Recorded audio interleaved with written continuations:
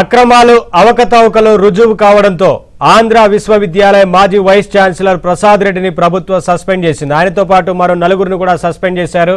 చరిత్రాత్మక ఆంధ్ర విశ్వవిద్యాలయానికి vice chancellor హోదాలో ఉంటూ గత ప్రభుత్వంలో స్థాయిని మరచి వైసీపీ కార్యకర్తలా వ్యవహరించిన ప్రొఫెసర్ పివిజిడి ప్రసాద్ రెడ్డి అడ్డంగా దొరికిపోయారు.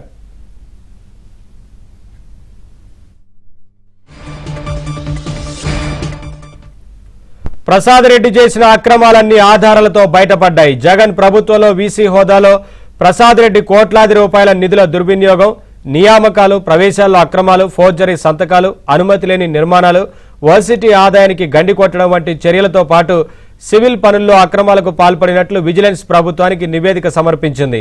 అయితే చర్యలకు సిఫారసు చేసింది. దీంతో ప్రభుత్వం ప్రసాద్ రెడ్డితో పాటు మరో నలుగురిని సస్పెండ్ చేసింది.